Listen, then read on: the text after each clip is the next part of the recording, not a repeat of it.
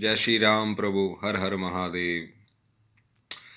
अथ चेत्त्वमिमं धर्म धर्मर्य संग्रामं न करिष्यसि तत् स्वधर्मः कीर्ति च हित्वा पापमवाप्स्यसि। अर्थात, किंतु यदि तुम युद्ध करने के स्वधर्म को संपन्न नहीं करते तो तुम्हें निश्चित रूप से अपने कर्तव्य की उपेक्षा करने का पाप लगेगा और तुम योद्धा के रूप में भी अपना यश खो दोगे। श्री कृष्ण भगवान कह रहे हैं अर्जुन से, यदि तुम युद्ध नहीं करते हो और अपने धर्म का पालन नहीं करते हो तो निश्चित रूप से ही कर्तव्य की जो उपेक्षा कर रहे हो इससे तुम्हें पाप लग सकता है और तुम योद्धा के रूप में भी अपना यश खो दोगे, तुम्हें योद्धा नहीं माना जाएगा। अर्जुन विख्यात योद्धा था जिसने शिव आदि अनेक देवताओं से युद्ध करके यश अर्जित किया था। शिकारी के वेश में शिवाजी से युद्ध करके तथा उन्हें हराकर अर्जुन ने उन्हें प्रसन्न किया था और वर के रूप में पाशुपतास्त्र प्राप्त किया था। सभी लोग जानते हैं कि वह एक महान योद्धा था। स्वयं द्रोणाचार्य ने उसे आशीष दिया था और इस विशेष अस्त्र प्रदान किया था, एक विशेष अस्त्र प्रदान किया था जिससे वह अपने गुरु का भी वध कर सकता था। इस प्रकार वह अपने धर्मपिता एवं स्वर्ग के राजा इंद्र समेत अनेक अधिकारियों से अनेक युद्धों के प्रमाण पत्र प्राप्त कर चुका था। किंतु यदि वह इस समय युद्ध का परित्याग करता है तो वह न केवल क्षत्रिय धर्म की उपेक्षा का दोषी होगा अपितु उसके यश की भी हानि होगी और वह नरक जाने के लिए अपना मार्ग तैयार कर लेगा।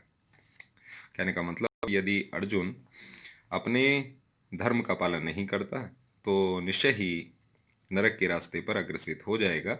दूसरे शब्दों में वह युद्ध करने से नहीं अपितु युद्ध के पलायन करने के कारण नरक का भागी होगा।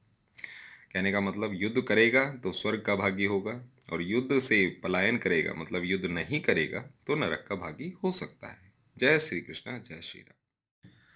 अकीर्ति चापि भूतानि कथयिष्यन्ति तेव व्यायाम संभावितस्य चाकीर्तिर्मरणाद् तिरिच्यते। अर्थात, लोग सदैव तुम्हारे अपयश का वर्णन करेंगे और सम्मानित व्यक्ति के लिए अपयश तो मृत्यु से भी बढ़कर है। श्री कृष्ण भगवान कह रहे हैं कि हे अर्जुन, यदि तुम युद्ध नहीं करोगे तो लोग सदैव तुम्हारे अपयश का वर्णन करेंगे। बेशक आपने कुछ भी किया हो अर्जुन, लेकिन आपका ये जो अपयश का वर्णन आगे किया जाएगा, सम्मानित व्यक्ति के लिए अपयश तो मृत्यु से भी बढ़कर है। जय श्री कृष्ण, जय श्री राम। हर हर महादेव। शिव शंभू। जय शनिदेव। तब अर्जुन के मित्र तथा गुरु के रूप में भगवान कृष्ण अर्जुन को युद्ध से विमुख न होने का अंतिम निर्णय देते हैं। वे कहते हैं, अर्जुन, यदि तुम युद्ध प्रारंभ होने से पूर्व ही युद्ध भूमि छोड़ दोगे तो लोग तुम्हें कायर कहेंगे, और यदि तुम सोचते हो कि लोग गाली देते रहें किंतु तुम युद्ध भूमि से भागकर अपनी जान बचा लोगे तो मेरी सलाह है कि तुम्हें युद्ध में मर जाना ही श्रेष्ठकर होगा। तुम जैसे सम्माननीय व्यक्ति के लिए अब कीर्ति मृत्यु से भी बुरी है, अतः तुम्हें प्राण भय से भागना नहीं चाहिए, युद्ध में मर जाना ही श्रेष्ठकर होगा। इससे तुम मेरी मित्रता का दुरुपयोग करने तथा समाज में अपनी प्रतिष्ठा खोने के अपयश से बच जाओगे। अतः अर्जुन के लिए भगवान का अंतिम निर्णय था कि वह संग्राम से पलायन ना करे अपितु युद्ध में मरे। कहने का मतलब, श्री कृष्ण भगवान कह रहे थे कि अर्जुन, तुम्हें युद्ध तो करना ही करना है, नहीं करोगे तो युद्ध में मर जाओ, वो ज्यादा बेहतर होगा। ठीक है। जय श्री कृष्ण, जय श्री राम। भयाद्रणा दुपरंत मंसयन्ते त्वाम महारथा येषाम च त्वम बहुमतो भूत्वा यास्यसि लाघवम। अर्थात, जिन जिन महान योद्धाओं ने तुम्हारे नाम तथा यश को सम्मानित दिया है वे सोचेंगे कि तुमने डर के मारे युद्ध भूमि छोड़ दी है और इस तरह वे तुम्हें तुच्छ मानेंगे। अर्थात, भगवान कृष्ण अर्जुन को अपना निर्णय सुना रहे हैं। तुम यह मत सोचो कि दुर्योधन, कर्ण तथा अन्य समकालीन महारथी यह सोचेंगे कि तुमने अपने भाइयों तथा पितामह पर दया करके युद्ध भूमि छोड़ दी है। वे तो यही सोचेंगे कि तुमने अपने प्राणों के भय से युद्ध भूमि छोड़ी है। देखिए, श्री कृष्ण भगवान कह रहे हैं, तुम किसी भी कारण से युद्ध छोड़ रहे हो, लेकिन लोग यही कहेंगे कि तुम डर गए इसलिए तुम भाग गए। इस प्रकार उनकी दृष्टि में तुम्हारे प्रति जो सम्मान है वह धूल में मिल जाएगा। तो श्री कृष्ण भगवान कह रहे हैं कि अर्जुन, युद्ध करो, नहीं है तो जो तुम्हें जानते हैं, जो लोग तुम्हारे यश की प्रशंसा करते रहे हैं, उन लोगों के लिए यही संदेश जाएगा कि तुमने डर के मारे युद्ध नहीं किया। जय श्री कृष्ण, जय श्री राम। अवाच्य वांदनश्च बहून दिश्यन्ति तवाहिता निंदत सत्व सामर्थ्य ततो दुखंतरम न नु किमः। अर्थात तुम्हारे शत्रु अनेक प्रकार के कटु शब्दों से तुम्हारा वर्णन करेंगे और तुम्हारी सामर्थ्य का उपहास करेंगे। तुम्हारे लिए इससे दुखदाई और क्या हो सकता है। जय श्री कृष्ण। श्री कृष्ण भगवान कह रहे हैं, प्रारंभ में ही श्री कृष्ण को अर्जुन के अचातीय दया भाव का आश्चर्य हुआ था और उन्होंने इस दया भाव को नार्योचित बताया था। तब उन्हें विस्तार से अर्जुन के तथाकथित दया भाव के विरुद्ध कहे गए अपने वचनों को सिद्ध कर दिया है। हतो वा प्राप्स्यसि स्वर्गम जित्वा वा भोक्ष्यसे महिमः तस्मादुष्ठिः कौन्तेय युद्धाय कृत निश्चया। अर्थात, हे कुंती पुत्र, तुम यदि युद्ध में मारे जाओगे तो स्वर्ग को प्राप्त करोगे, या यदि तुम जीत जाओगे तो पृथ्वी के साम्राज्य का भोग करोगे। अतः दृढ़ संकल्प करके खड़े हो जाओ और युद्ध करो। यद्यपि अर्जुन के पक्ष में विजय निश्चित न थी, फिर भी उसे युद्ध करना था, क्योंकि यदि वह युद्ध में मारा भी गया तो वह स्वर्गलोक को जाएगा। जय श्री कृष्ण। सुख दुखे समे कृत्वा लाभा लाभो जया जयो ततो युद्धाय युज्यस्व नैवं पाप मवास्यसि। अर्थात, तुम सुख या दुख, हानि या लाभ, विजय या पराजय का विचार करने के बिना युद्ध के लिए युद्ध करो। ऐसा करने पर तुम्हें कोई पाप नहीं लगेगा। जय श्री कृष्ण। तब भगवान कृष्ण प्रत्यक्ष रूप से कहते हैं कि अर्जुन को युद्ध के लिए युद्ध करना चाहिए, क्योंकि यह उसकी इच्छा है। कृष्ण भावनामृत के कार्यों में सुख या दुख, हानि या लाभ, जय या पराजय का कोई महत्व नहीं दिया जाता। दिव्य चेतना तो यही होगी कि हर कार्य कृष्ण के निमित्त किया जाए। अतः भौतिक कार्यों का कोई बंधन नहीं होता। जो कोई सतोगुण या रजोगुण के अधीन होकर अपनी इंद्रिय तृप्ति के लिए कर्म करता है, उसे अच्छे या बुरे फल प्राप्त होते हैं। किंतु जो कृष्ण भावनामृत के कार्यों में अपने आप को समर्पित कर देता है, वह सामान्य कर्म करने वाले के समान किसी का कृतज्ञ या ऋणी नहीं होता। जय श्री कृष्ण। भागवत में कहा गया है, देवर्षि भूतांत नृणाम पितृणाम न किंकरो न्यायमृणि च राजन सर्वात्मना यः शरणं शरण्य गतो मुकुंदम परिहृत्य कर्तमः। जिसने अन्य समस्त कार्यों को त्याग कर मुकुंद श्री कृष्ण की शरण ग्रहण कर ली है, वह ना तो किसी का ऋणी है और ना किसी का कृतज्ञ, चाहे वे देवता, साधु, सामान्य जन अथवा परिजन, मानव जाति या फिर पितर ही क्यों ना हो। इस श्लोक में कृष्ण ने अर्जुन को अप्रत्यक्ष रूप से इसी का संकेत किया है। इसकी व्याख्या अगले श्लोकों में और भी स्पष्टता से हो जाएगी। येषां ते विहितां सांख्ये बुद्धिर्योगे त्विमां शृणु बुद्धया युक्तो यया पार्थ कर्म बंधनम प्रहास्यसि। अर्थात, मैंने वैश्लेषिक अध्ययन सांख्य द्वारा इस ज्ञान का वर्णन किया है। अब निष्काम भाव से कर्म करना बता रहा हूँ, उसे सुनो। हे प्रथा पुत्र, तुम यदि ऐसे ज्ञान से कर्म करोगे तो तुम कर्मों के बंधन से अपने को मुक्त कर सकते हो। सार है, वैदिक कोश निरुक्ति के अनुसार सांख्य का अर्थ है विस्तार से वस्तुओं का वर्णन करने वाला, तथा सांख्य उस दर्शन के लिए प्रयुक्त मिलता है जो आत्मा की वास्तविक प्रकृति का वर्णन करता है। और योग का अर्थ है इंद्रियों का निग्रह। अर्जुन का युद्ध न करने का प्रस्ताव इंद्रिय तृप्ति पर आधारित था। वह अपने प्रधान कर्तव्य को भूलकर युद्ध से दूर रहना चाहता था, क्योंकि उसने यह सोचा कि धृतराष्ट्र के पुत्रों अर्थात अपने बंधु बांधवों को परास्त करके राज्य भोग करने की अपेक्षा अपने संबंधियों तथा स्वजनों को न मारकर वह अधिक सुखी रहेगा। दोनों ही प्रकार से मूल सिद्धांत तो इंद्रिय तृप्ति था। उन्हें जीतने से प्राप्त होने वाला सुख तथा स्वजनों को जीवित देखने या सुख से दोनों इंद्रिय तृप्ति के धरातल पर एक है, क्योंकि इससे बुद्धि तथा कर्तव्य दोनों का अंत हो जाता है। अतः कृष्ण ने अर्जुन को बताना चाहा कि वह अपने पितामह के शरीर का वध करके उनके आत्मा को नहीं मारेगा।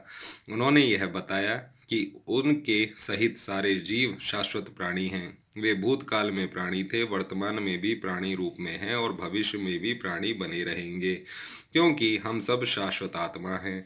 हम विभिन्न प्रकार से केवल अपना शरीर परिधान परिधान मतलब वस्त्र बदलते रहते हैं और इस भौतिक वस्त्र के बंधन से मुक्ति के बाद भी हमारी पृथक सत्ता बनी रहती है। भगवान कृष्ण द्वारा आत्मा तथा शरीर का अत्यंत विशद वैश्लेषिक अध्ययन प्रस्तुत किया गया है और निरुक्ति कोश की शब्दावली में इस विशद अध्ययन को यहाँ सांख्य कहा गया है। इस सांख्य का नास्तिक कपिल के सांख्य दर्शन से कोई सरोकार नहीं है। इस नास्तिक कपिल के सांख्य दर्शन से बहुत पहले भगवान कृष्ण के अवतार भगवान कपिल ने अपनी माता देवहूति के समक्ष श्रीमद् भागवत में वास्तविक सांख्य दर्शन पर प्रवचन किया था। उन्होंने स्पष्ट बताया है कि पुरुष का परमेश्वर क्रियाशील है और वे प्रकृति पर दृष्टिपात करके सृष्टि की उत्पत्ति करते हैं। इसको वेदों ने तथा गीता ने स्वीकार किया है।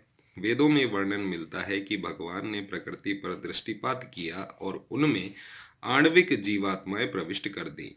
ये सारे जीव भौतिक जगत में इंद्रिय तृप्ति के लिए कर्म करते रहे हैं और माया के विषीभूत होकर अपने को भोक्ता मानते रहते हैं। इस मानसिकता की चरम सीमा भगवान के साथ साजुय प्राप्त करना है। यह माया अथवा इंद्रिय तृप्ति जन्य मोह का अंतिम पाश है और अनेकानेक जन्मों तक इस तरह इंद्रिय तृप्ति करते हुए कोई महात्मा भगवान कृष्ण यानी वासुदेव की शरण में जाता है, जिससे परम सत्य की खोज पूरी होती है। अर्जुन ने कृष्ण की शरण ग्रहण करके पहले ही उन्हें गुरु रूप में स्वीकार कर लिया है। शिष्य तेहम शाधि मां त्वाम प्रपन्नम। फलस्वरूप कृष्ण अब उसे बुद्धि योग या कर्म योग की कार्यविधि बताएंगे तो कृष्ण की इंद्रिय तृप्ति के लिए किया गया भक्ति योग है। यह बुद्धि योग अध्याय 10 के 10वें श्लोक में वर्णित है, जिसमें इसे उन भगवान के साथ प्रत्यक्ष संपर्क बताया गया है जो सबके हृदय में परमात्मा रूप में विद्यमान है। किंतु ऐसा संपर्क भक्ति के बिना संभव नहीं है। अतः जो भगवान की भक्ति या दिव्य प्रेमा भक्ति में या कृष्ण भावनामृत में स्थित होता है, वही भगवान की विशिष्ट कृपा से बुद्धि योग की यह अवस्था प्राप्त कर पाता है। अतः भगवान कहते हैं कि जो लोग दिव्य प्रेमवश भक्ति में निरंतर लगे रहते हैं, उन्हें ही वे भक्ति का विशुद्ध ज्ञान प्रदान करते हैं। इस प्रकार भक्त सरलता से उन्हें चिदानंदमय धाम में पहुंच सकते हैं। इस प्रकार भक्त सरलता से उनके चिदानंदमय धाम में पहुंच सकते हैं।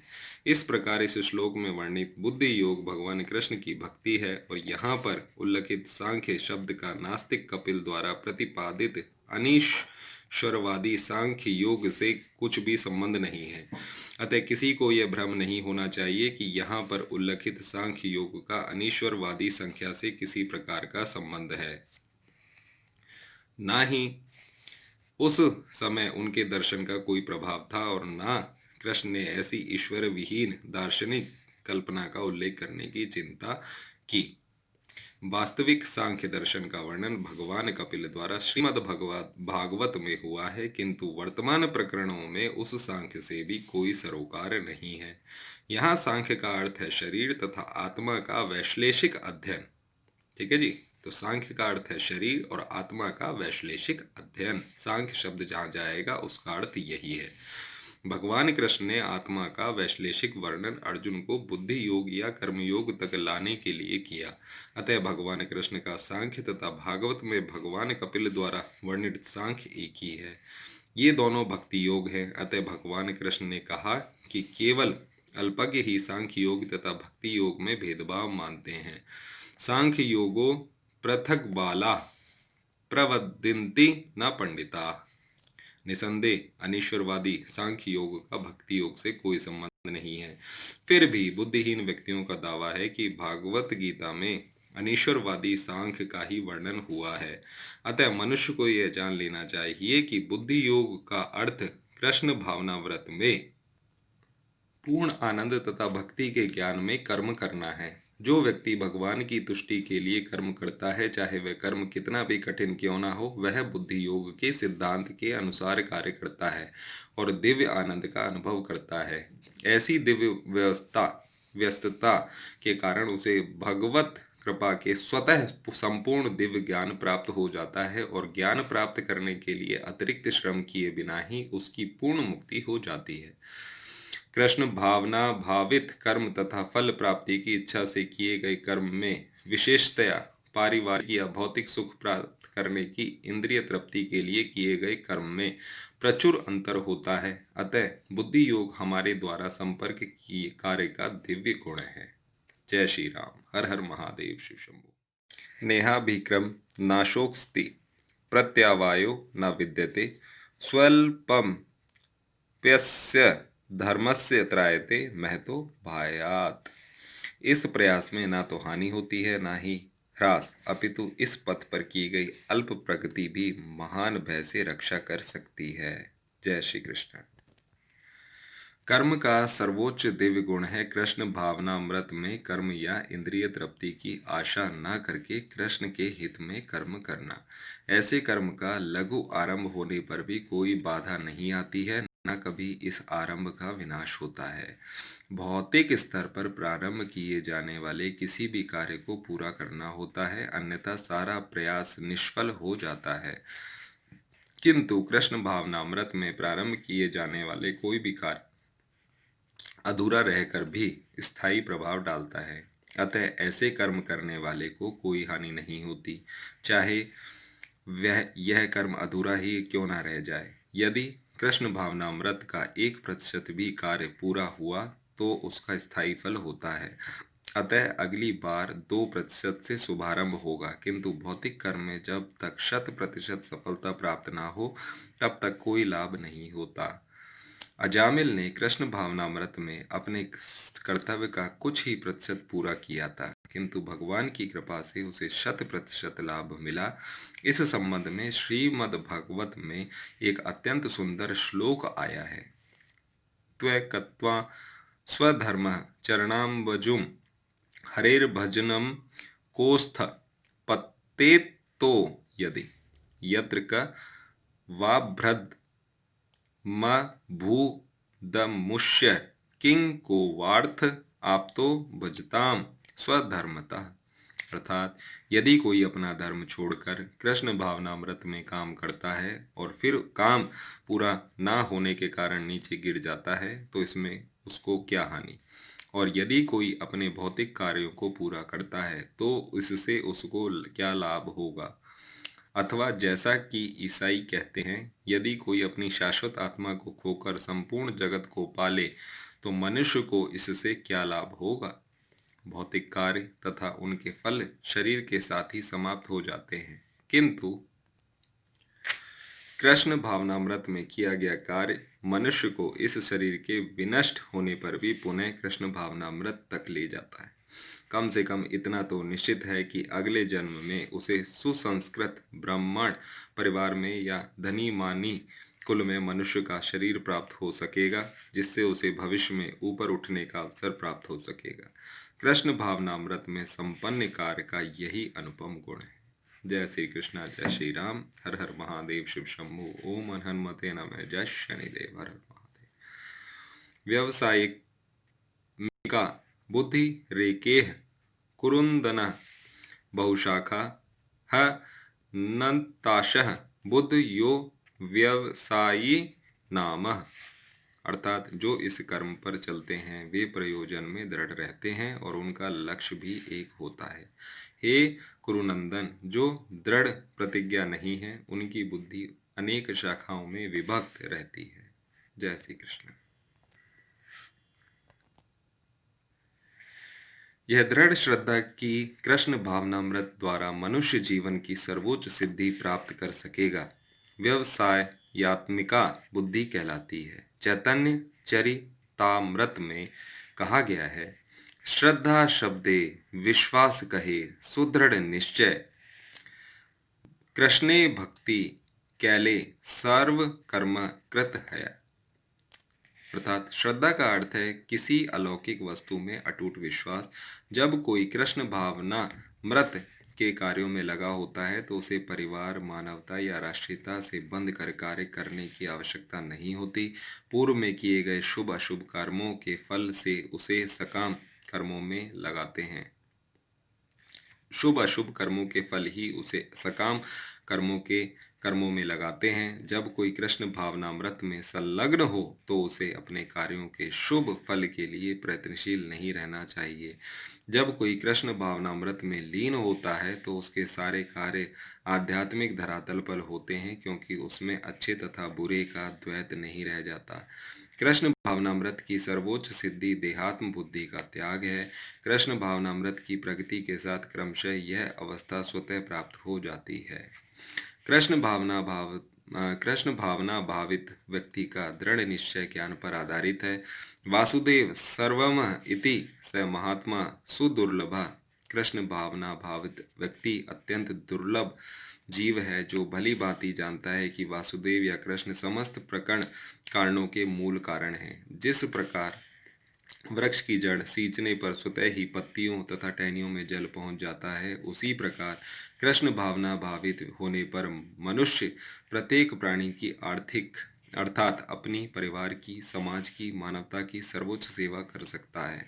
यदि मनुष्य के कर्मों में कृष्ण प्रसन्न हो जाए तो प्रत्येक व्यक्ति संतुष्ट होगा।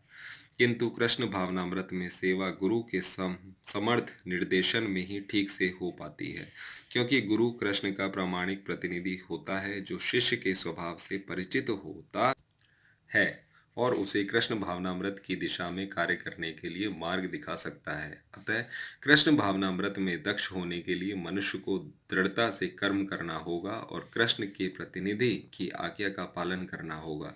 उसे गुरु के उपदेशों को जीवन का लक्ष्य मान लेना होगा। श्रील विश्वनाथ चक्रवर्ती ठाकुर ने गुरु की प्रसिद्ध प्रार्थना में उपदेश दिया है, यस्य प्रसादद भगवत प्रसादो यस्या प्रसादान्न गति कुतोपि ध्यान सुवंश यश श्री संध्यम वंदे गुरु श्री चरणारविंदम।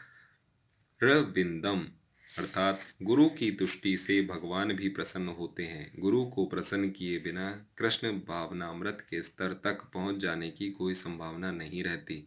अतः मुझे उनका चिंतन करना चाहिए और दिन में 3 बार उनकी कृपा की याचना करनी चाहिए और अपने गुरु को सादर नमस्कार करना चाहिए। किंतु यह संपूर्ण पद्धति देहात्म बुद्धि से परे सैद्धांतिक रूप में नहीं, वरन व्यावहारिक रूप में पूर्ण आत्मज्ञान पर निर्भर करती है। जब सकाम कर्मों में इंद्रिय तृप्ति की कोई संभावना नहीं रहती, जिसका मन दृढ़ नहीं है, वही विभिन्न सकाम कर्मों की ओर आकर्षित होता है। जय श्री कृष्ण, जय श्री राम। हर हर महादेव, शिव शंभु। ओम हन हनुमते नमः। जय शनिदेव। हर हर महादेव। यामिमां पुष्पितां वाचं प्रवदन्ते विपश्चितः वेद वादरतां पार्थ नान्यदस्तीति वादिनः कामात्मानः स्वर्गपरा जन्म कर्म फल प्रदाम क्रिया विशेष बहुलाम भोगेश्वर गतिम प्रति। अर्थात अल्पज्ञानी मनुष्य वेदों के उन अलंकारिक शब्दों के प्रति अत्यधिक आसक्त रहते हैं जो स्वर्ग की प्राप्ति, अच्छे जन्म, शक्ति इत्यादि के लिए विविध सकाम कर्म करने की संतुष्टि करते हैं। इंद्रिय तृप्ति तथा ऐश्वर्यमय जीवन की अभिलाषा के कारण वे कहते हैं कि इससे बढ़कर और कुछ नहीं है। जय श्री कृष्ण। साधारणतः सब लोग अत्यंत बुद्धिमान नहीं होते और वे अज्ञान के कारण वेदों के कर्म कांड भाग में बताए गए सकाम कर्मों के प्रति अत्यधिक आसक्त रहते हैं। वे स्वर्ग में जीवन का आनंद उठाने के लिए इंद्रिय तृप्ति कराने वाले प्रस्तावों से अधिक और कुछ नहीं चाहते। जहां मदिरा तथा तरुणियां उपलब्ध हैं और भौतिक ऐश्वर्य सर्वमान्य है, वेदों में स्वर्ग लोक पहुंचने के लिए अनेक यज्ञों की संस्तुति है, जिनमें तृप्ति स्टोम यज्ञ प्रमुख है। वास्तव में वेदों में कहा गया है कि जो स्वर्ग जाना चाहता है उसे ये यज्ञ संपन्न करने चाहिए, और अल्पज्ञानी पुरुष सोचते हैं कि वैदिक ज्ञान का सारा अभिप्राय इतना ही है। ऐसे लोगों के लिए कृष्ण भावनामृत के दृढ़ कर्म में स्थित हो पाना अत्यंत कठिन है। जिस प्रकार मूर्ख लोग विषैले वृक्षों के फूलों के प्रति बिना यह जाने कि इस आकर्षण का फल क्या होगा आसक्त रहते हैं, उसी प्रकार अज्ञानी व्यक्ति स्वर्गिक ऐश्वर्य तथा जत तज्जनित इंद्रिय भोग के प्रति आकृष्ट रहते हैं। आपने देखा होगा दुनिया भर के यज्ञ करते हैं लोग, पूजा पाठ करते हैं, उनके मन में बस एक ही धारणा रहती है कि हमें स्वर्ग जाना है, मृत्यु उपरांत हमें स्वर्ग जाना है। ठीक है, इसलिए वे जितनी भी भक्ति चल रही है सभी लोग यही मन में विश्वास करके कर रहे हैं कि हमें स्वर्ग जाना है।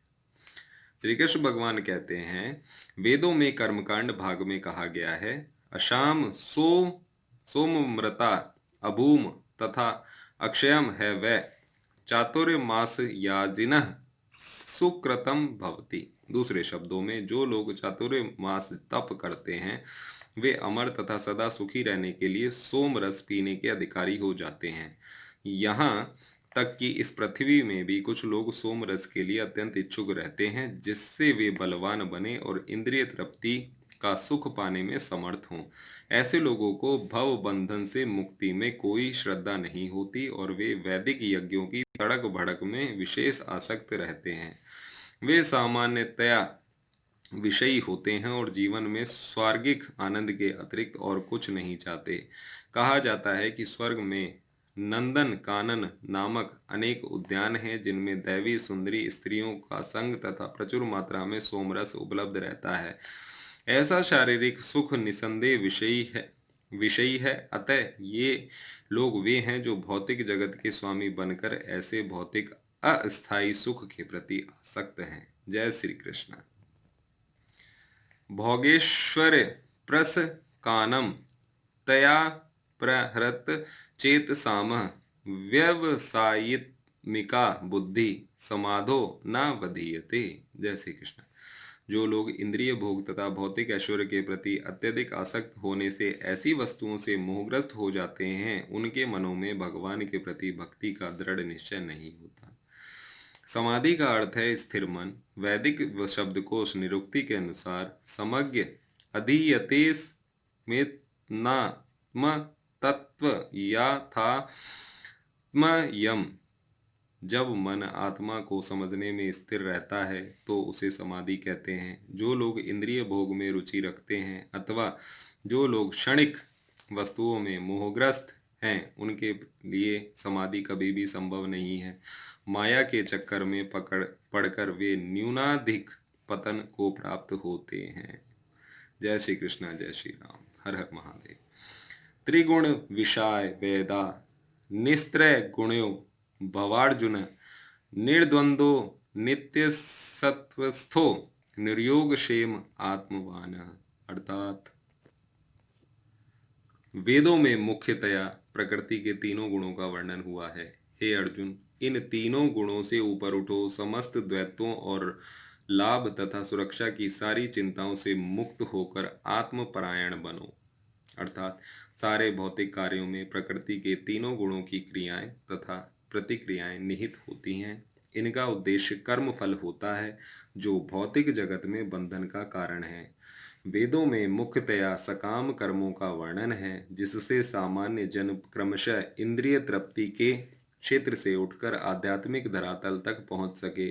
कृष्ण अपने शिष्य तथा मित्र के रूप में अर्जुन को सलाह देते हैं कि वह वेदांत दर्शन के आध्यात्मिक पद तक ऊपर उठे जिसका प्रारंभ ब्रह्म जिज्ञासा अथवा परम आध्यात्मिक पर प्रश्नों से होता है।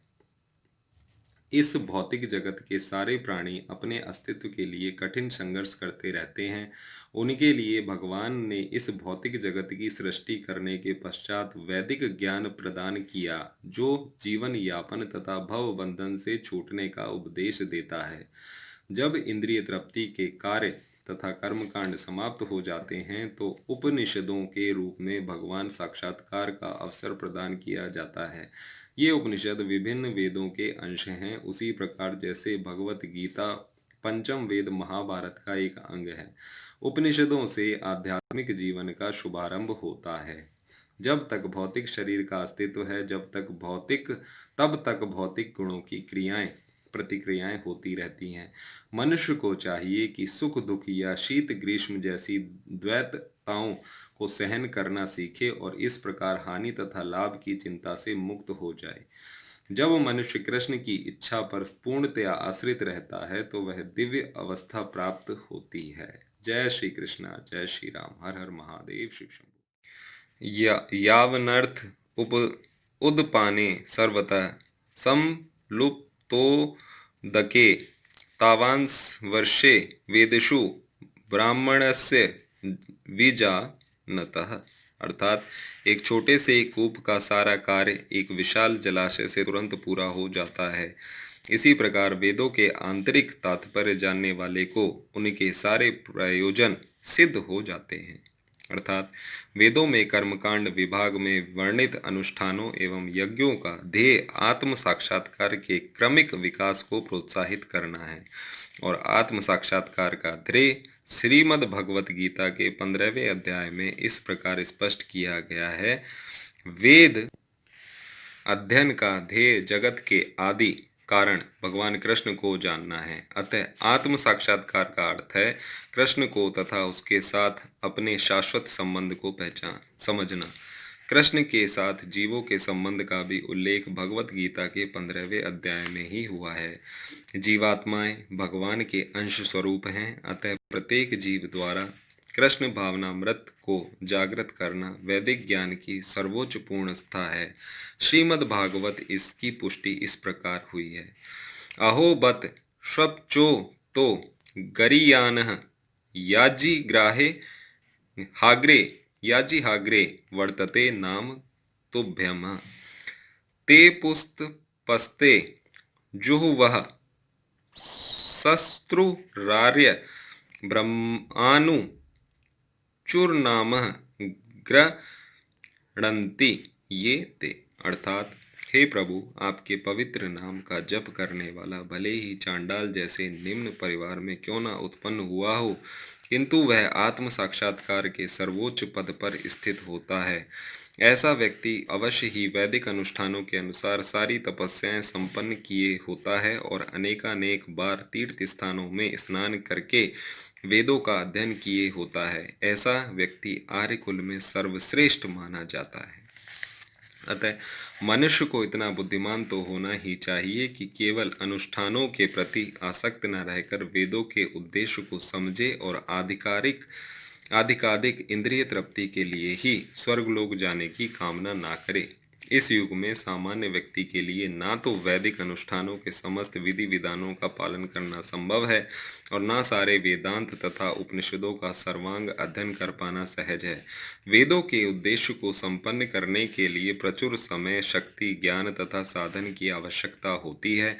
इस युग में ऐसा कर पाना संभव नहीं है, किंतु वैदिक संस्कृति का परम लक्षण भगवानम कीर्तन द्वारा प्राप्त हो जाता है, जिसकी संस्तुति पति तात्माओं के उद्गार भगवान चैतन्य द्वारा हुई है। जब चैतन्य ने महान वैदिक पंडित प्रकाश नंदन सरस्वती से पूछा कि आप वेदांत दर्शन का अध्ययन ना करके एक भावुक की भांति पवित्र नाम का कीर्तन क्यों करते हैं, तो उन्होंने उत्तर दिया कि मेरे गुरु ने मुझे बड़ा मूर्ख समझकर भगवान कृष्ण के नाम का कीर्तन करने की आज्ञा दी, अतः उन्होंने ऐसा ही किया है और वे पागल की भांति भावोन्मत्त हो गए। इस कलयुग में अधिकांश जनता मूर्ख है और वेदांत दर्शन समझ पाने के लिए पर्याप्त शिक्षित नहीं है।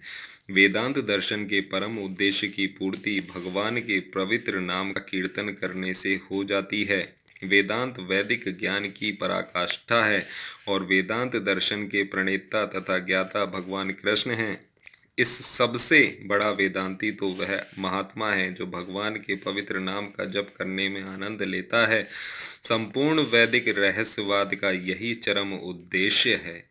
जय श्री कृष्ण, जय श्री राम, हर हर महादेव, शिव शंभु, ओम नमः शिवाय, ओम हन हनुमते नमः, जय शनिदेव, हर हर महादेव।